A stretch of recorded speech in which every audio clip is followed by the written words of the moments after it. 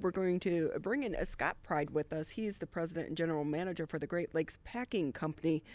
But Scott, tell us overall, what do you do? Oh, wow. So Great Lakes Packing Company is part of the Shoreline Fruit Grower Cooperative. And when it's harvest season, I run the Keewaydin plant. We have a plant in Keewaydin and a plant in Hart, Michigan, to process cherries. And we can talk about that in a bit. Right now, there's not a lot of cherries coming in. It's kind of cold and snowy out there. I'm looking out at the orchards, there's not a lot of action there. So now we're preparing for the harvest, making sure that all of our equipment is running, as well as working on the sales side of it. So working with our customers, the Sara Lees and the ConAgras of the world, as well as working with some of our processing plants to make sure that we're our finished processing plants, to make sure that they're doing things safely and correctly. And then any feedback to make our processes better, we want to make sure that we get involved in that early and often. So, how much does the cherry industry help support Michigan's economy? Wow. Now that is a question I didn't expect. It's it, A lot. in a lot in this particular area. So our crop, the Shoreline Fruit Grower Cooperative crop, is 20% of the nation's crop, approximately, depending on the season, of tart cherries. So we bring an enormous amount of dollars into the state, both from the workers, because we ramp up in the middle of harvest. We have no, I mean, it's a very large organization, and then the products that we sell as well. But that dollar value, I don't know offhand. It really is fascinating because for so many of us, we just think it's about going to the grocery store and getting our fruit. That's not what it is. A lot goes on behind the scenes to be able to get it Absolutely. from the farm to our tables. Correct. Yep, absolutely. And a lot of preparation. It's a 12-month a year operation. So, with that, I know that one of the reasons we're having you on the show is to talk about cherries in general. Before we get to the pits, what does it take to actually process cherries? So the operation starts with, interestingly enough, my very first job when I was growing up was harvesting cherries. So it's become pretty mechanized at this point. It's not picked, but they're shaken off the trees and they're put into tanks of chilled water. So about 1,100 pounds of cherries in a tank of cherries, which they'll shake off the trees and then they'll bring to one of our two process facilities. We chill the cherries down to about 50 degrees and then we dump them into our process lines. As they proceed through the process lines, we sort them by size and then by color. We use automated color sorters and then we pit them. And so everybody loves cherries, but there's those pits, and they've never figured out how to make a pitless cherry yet. And when they do, I'll be out of a job.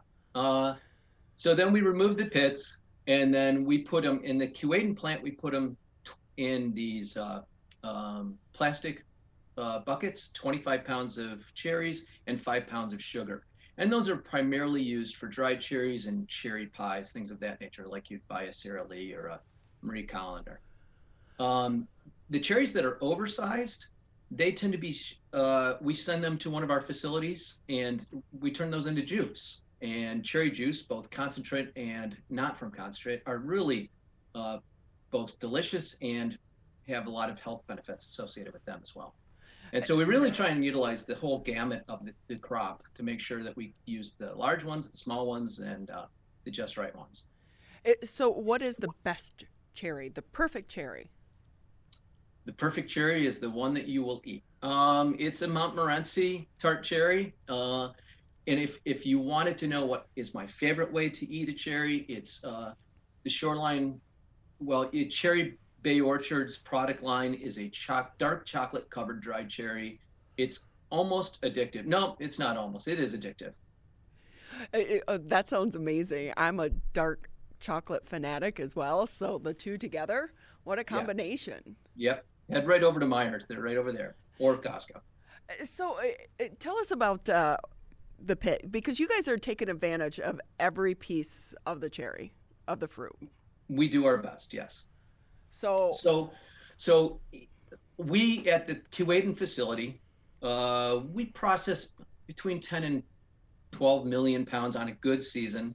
2020 was not a good season, but 2021 is going to be a great season. But we process between 10 and 12 million pounds of cherries here, and about 5% of that is going to be cherry pit by weight. Once that's removed, we send it over to a scrubber to get kind of the pulp off the top, and then we dry it and put it into a large grain bin, and then we'll sell that in either 40-pound bags, 1,000-pound super sacks, or bulk. We actually have large farmers that heat their barns they bring in a big dump truck, and we sell that by the ton for them. And So, let me I'm sorry. it, no, go It ahead, because I'm confused. What do you mean? You're using cherry pits to heat? exactly. It's you've heard of a pellet stove. Cherry pits actually have higher BTU value than wood pellets, and because there's the oil in there, in with the cherry seed has additional BTU associated with it. So people like them quite a lot for using for heating. So it's a beneficial reuse, but not as beneficial potentially as this new technology that's being researched for the biochar. Scott Pryde with us here on the MegaCast. He's the general manager for the Great Lakes Packing Company, and I have to wonder, what was it like to figure out that you could use the cherry pit for heat? Who came up with that? Sitting around the campfire? I mean, how does that come about? Essentially, that's the case. And I was not here. I've only been here for this is my fourth year here. But that so typically you can imagine how many pounds, how many cherry pits we would have, and there was just no way to get rid of them in an easy way. So they would just pile up on the land around the facility. So we knew that we had to do something because we weren't going to stop processing cherries. So what would be a beneficial reuse? Selling cherry pits, the dried cherry pits as fuel is one way to do it. It's not really a profit stream as much as just a way of managing a waste in a way that doesn't affect us from a land use perspective. Right, it's good for the environment. Sure, yeah, absolutely, because it's a reusable fuel. Well, it's not reusable, but we don't have to dig up anything out of the ground. We don't have to drill oil. It's ready to go. Scott, we're also in the middle of a pandemic. I know that you said it hasn't been a good year for the cherry crop, but you expect next year is going to be better. Did the COVID-19 crisis play into your crop this year at all? It did from a labor standpoint. We really struggled to have the labor we needed for some of our processing. So last year we had a really difficult year from a harvest volume standpoint. And so this plant normally does about 10 million pounds, and last year we were just over 1 million pounds. Had we had a full-size crop, I don't know how we would have had the labor necessary to process like we needed to, because people just weren't coming from. Usually we get a number of migrant workers from Texas, and they just didn't want to come up. So we're hopeful with vaccines and a safer work environment, we'll be able to have a standard good process season. What is the processing season? When does that happen? Is it May, April? It's usually about July 4th until about mid-August. So, the worst time to be in northern Michigan. Yeah, I don't know. I might have to go up there and volunteer my services there, especially if you'll pay me in cherries. But I We could have do to that.